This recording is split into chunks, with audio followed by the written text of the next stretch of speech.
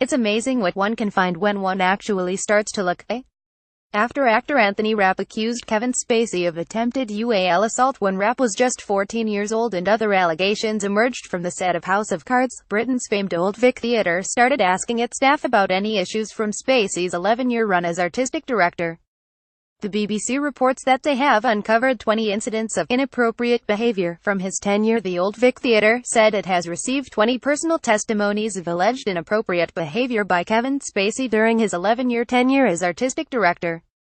Those affected said they'd felt unable to raise concerns, adding he operated without sufficient accountability. The acclaimed London theatre said it truly apologizes for not creating an environment or culture where people felt able to speak freely.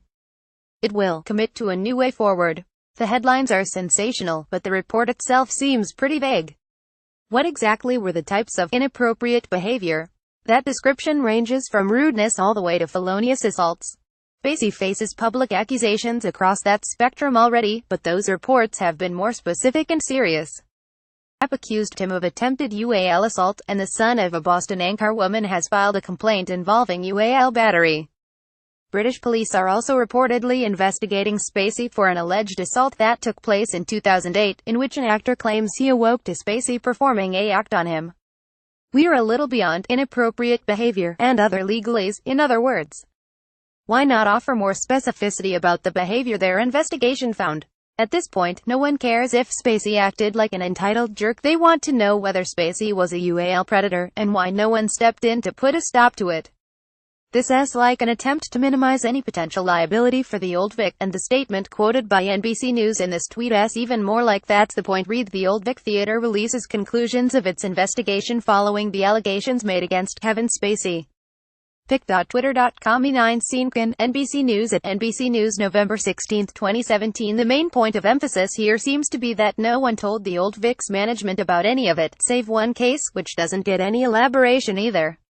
There is the usual passive mea culpa about not having had the proper accountability in place, but even then, the statement lays off some of the blame for accountability on tribalism between operational and creative staff.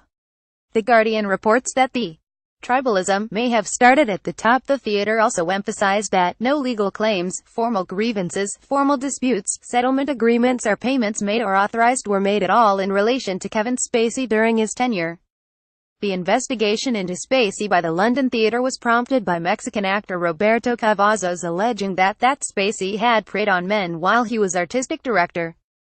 That account was supported by several other accounts in The Guardian from actors and former staff at the theatre, who claimed that Spacey's inappropriate behavior was widely known, and that the theatre had turned a blind eye to it.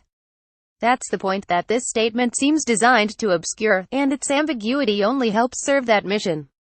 To buy that, we'd have to believe that the Old Vic's management remained in the dark for 11 years but suddenly could find 20 people to testify about Spacey's inappropriate behavior within a 12-week investigation.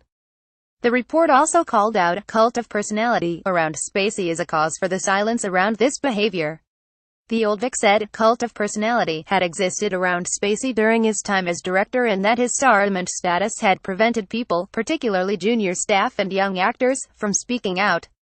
Perhaps that cult of personality started at the top with the people who hired Spacey as artistic director in the first place.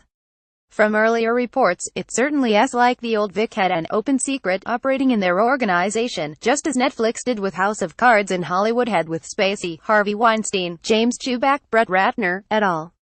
It seems as though there may be more inappropriate behavior to be exposed by the people who covered for these power players. The Old Vic has to hope that its mistakes were made, but no one new statement will ring down the curtain before the applause dies down.